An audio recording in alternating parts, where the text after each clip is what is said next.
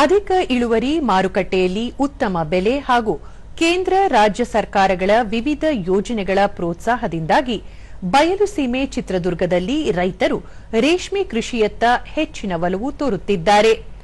ರೇಷ್ಮೆ ಉತ್ಪಾದನೆಯಲ್ಲಿ ಭಾರತ ಜಗತ್ತಿನಲ್ಲೇ 2ನೇ ಸ್ಥಾನದಲ್ಲಿದ್ದರೆ ದೇಶದಲ್ಲಿ ಕರ್ನಾಟಕ ಪ್ರಥಮ ಸ್ಥಾನದಲ್ಲಿದೆ.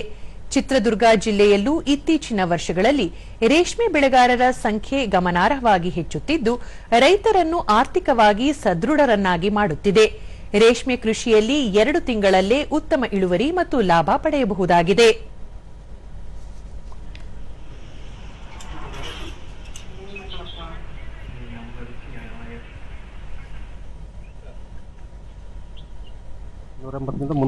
ಈ ಬಗ್ಗೆ ದೂರದರ್ಶನದೊಂದಿಗೆ ಕುರುಮರಡಿ ಕೆರೆ ಗ್ರಾಮದ ರೈತ ಮೂಸ್ಟೂರಪ್ಪ ರೇಷ್ಮೆ ಇಲಾಖೆಯ ಮಾರ್ಗದರ್ಶನದಿಂದ ಕಳೆದ 20 ವರ್ಷಗಳಿಂದ ರೇಷ್ಮೆ ಬೆಳೆಯುತ್ತಿದ್ದು ಉತ್ತಮ ಆದಾಯ ಸಿಕ್ಕಿದೆ.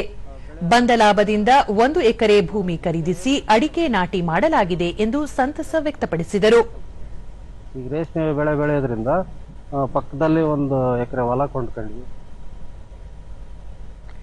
ಮತ್ತೊಬ್ಬ ರೈತ ಕೆಜಿ ತಿಪ್ಪೇಸ್ವಾಮಿ ಆರಂಭದಲ್ಲಿ ಶೆಡ್ನಲ್ಲಿ ಹುಳು ಸಾಕಿ ರೇಷ್ಮೆ ಉತ್ಪಾದಿಸಲಾಗುತ್ತಿದ್ದು ಈಗ ಕೇಂದ್ರ ಸರ್ಕಾರದ ಸೌಲಭ್ಯಗಳನ್ನು ಬಳಸಿಕೊಂಡು ಪ್ರತ್ಯೇಕ ಮನೆ ನಿರ್ಮಿಸಲಾಗಿದೆ. ಇಲಾಖೆಯಿಂದ ಸಿಗುತ್ತಿರುವ ಪ್ರೋತ್ಸಾಹದಿಂದ ಉತ್ತಮ ಲಾಭ ದೊರೆಯುತ್ತಿದೆ ಎಂದರು.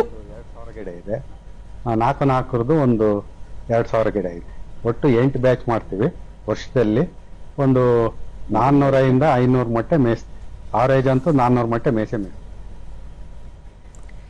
ರೈತ ಸೀತಾರಾಮರೆಡ್ಡಿ 10 ವರ್ಷಗಳಿಂದ 4 ಎಕರೆಯಲ್ಲಿ ರೇಷ್ಮೆ ಬೆಳೆಯುತ್ತಿದ್ದು ವರ್ಷಕ್ಕೆ 8 ರಿಂದ 9 ಬೆಳೆ ಪಡೆಯಬಹುದಾಗಿದೆ. ಒಮ್ಮೆಲೆ 250 ರಿಂದ 300 ಮೊಟ್ಟೆ ಇರಿಸಿ 2 ರಿಂದ 3 ಕ್ವಿಂಟಾಲ್ ರೇಷ್ಮೆ ಗೂಡು ಉತ್ಪಾದಿಸಿ ರಾಮನಗರ ಮಾರುಕಟ್ಟೆಯಲ್ಲಿ ಮಾರಾಟ ಮಾಡಲಾಗುತ್ತಿದೆ ಎಂದು ತಿಳಿಸಿದರು. ಒಳ್ಳೆ ಅನುಕೂಲ ಇದೆ ಸರ್. ರೇಟು 800 ರಿಂದ 900, 700 ಅಲ್ಲಿವರೆಗೂ ರೇಟ್ ಇದೆ ಸರ್.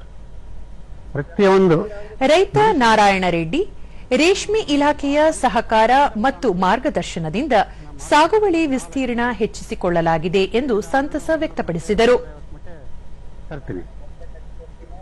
ಒಂದು ಹೆಚ್ಚು ಕಮ್ಮಿ 2 ಎಕರೆ ಮಾಡ್ತೀನಿ. 8 ಬೆಳೆ ಬೆಳಿತೀವಿ. ಆದಾಯ ಭಾರಿ ಒಳ್ಳೆ ಆದಾಯ. ಅದ್ರ ಬಗ್ಗೆ ಹೇಳಂಗೇ ಇಲ್ಲ. 300 ಮೊಟ್ಟೆ 300 ಕೆಜಿನ 25 ಜನ ಬೆಳೆಗಾರ ಇದ್ದೀವಿ. ರೇಷ್ಮೆ ಇಲಾಖೆ ಉಪನಿರ್ದೇಶಕ ಬೋಜಣ್ಣ ಚಿತ್ರದುರ್ಗ ಜಿಲ್ಲೆಯಲ್ಲಿ ರೇಷ್ಮೆ ಉತ್ಪಾದನೆಗೆ ಅತ್ಯುತ್ತಮ ವಾತಾವರಣ ಮತ್ತು ಹವಾಗುಣವಿದೆ ಎಂದು ಮಾಹಿತಿ ನೀಡಿದರು.